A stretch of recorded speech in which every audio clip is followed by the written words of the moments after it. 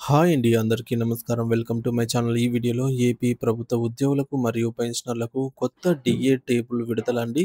మరి ఎంత basic pay వారికి ఎంత పెరగనుంది? సో, వారి బేసిక్ పే ప్రకారంగా కొత్త జీతం ఎంత అనేది పూర్తి వివరాలైతే వీడియోలో తెలుసుకుందాము.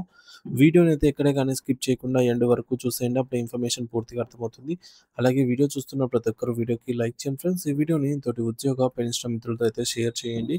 కొత్తగా మన ఛానల్‌ని చూస్తున్నవారు ఇంకా ఎవరైనా సబ్స్క్రైబ్ చేసుకోకుంటే వెంటనే మన ఛానల్‌ని అయితే సబ్స్క్రైబ్ చేసుకోండి. సో, దీని ద్వారా నేను చేసే లేటెస్ట్ వీడియోస్ అన్నీ మీ వరకు రీచ్ అవుతాయి. ఇక ఆలస్యం చేయకుండా వివరాల్లోకైతే వెళ్ళిపోదాము. సో, ఫ్రెండ్స్ విషయానికొచ్చినట్లయితే ఆంధ్రప్రదేశ్ ఉద్యోగులకు దీపావళి కానుక సీఎం చంద్రబాబు నుండి శుభవార్త. ఆంధ్రప్రదేశ్ ముఖ్యమంత్రి శ్రీ నారా చంద్రబాబు నాయుడు గారు రాష్ట్ర ప్రభుత్వ ఉద్యోగుల కోసం ఒక తీపి కబురునైతే అందించారు. ఉద్యోగుల వేతనాల్లో గణనీయమైన మార్పు తీసుకొచ్చేలాగా 3.64% డిఆర్ఎస్ అలవెన్స్ పెంపును ప్రకటించారు. సో, ఇది ఉద్యోగులకు మరియు పెన్షనర్లకు రాష్ట్ర వ్యాప్తంగా అందరికీ వర్తిస్తుందన్నమాట. సచివాలయ ఉద్యోగులకైతేనేమి ప్రతి ఒక్క గవర్నమెంట్ ఎంప్లాయీకి కూడా వర్తిస్తుంది. ఈ పెంపు నవంబర్ 1, 2025 నుంచి అమల్లోకైతే రానుంది.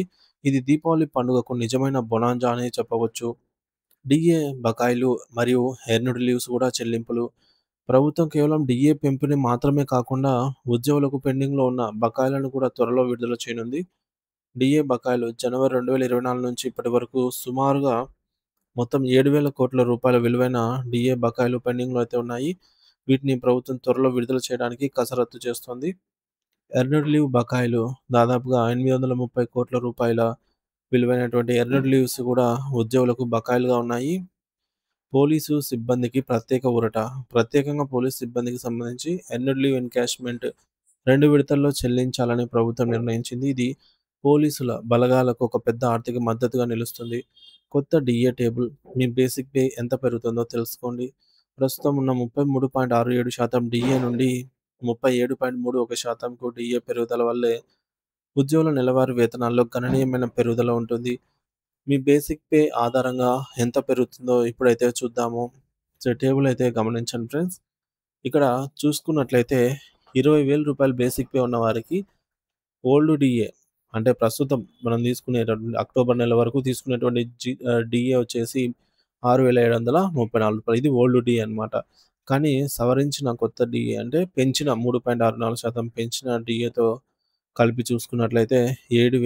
7,462 అంటే డిఫరెన్స్ ఎంతొచ్చింది అంటే 3.64% అనగా 20,000 బేసిక్ పే వారికి రూ. 7,208 డిఫరెన్స్. అంటే ఎక్కువ అదనంగా అయితే పెరుగుదల ఉంది. అదే బేసిక్ పే 22,800 ఉన్న వారికి రూ. 830. బేసిక్ పే అనేది 26,300 ఉన్న వారికి రూ. 957.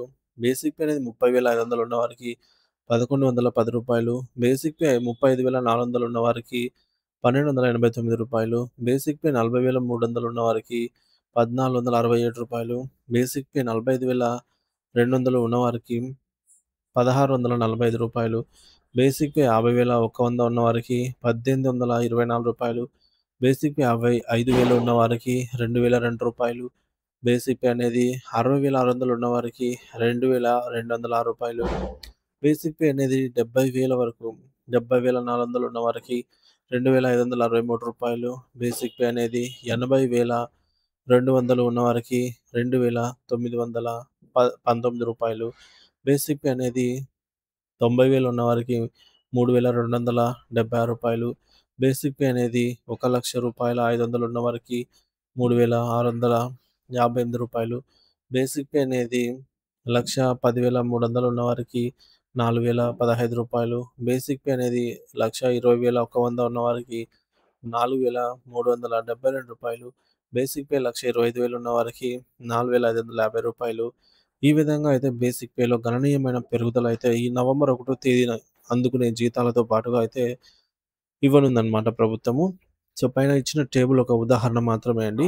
ఈ బేసిక్ పే ప్రకారంగా ఈ పెంపు అనేది మారుతుంది. సో, మీ పెంపుకు ఉద్యోగులు ఆర్థిక స్థితిగతుల్లో గణనీయమైన పెరుగుదలనైతే తీసుకురానుంది. ముఖ్యమంత్రి చంద్రబాబు నాయుడు గారు ఉద్యోగుల సంక్షేమానికి కట్టుబడి ఉన్నామని, రాష్ట్ర ఆర్థిక పరిస్థితులు మెరుగుపడగానే మరిన్ని ప్రయోజనాలు కల్పిస్తామని హామీ ఇచ్చారు. పీఆర్సీ బాధ్యత కూడా తనదేనని, ఉద్యోగులకు అనుకూలమైన నిర్ణయాలు తీసుకుంటామని ఆయన గత సమావేశాల్లో స్పష్టం చేశారు. ఈ నిర్ణయాలన్నీ రాష్ట్ర ప్రభుత్వ ఉద్యోగుల్లో నూతనోత్సాహాన్ని నింపనున్నాయి.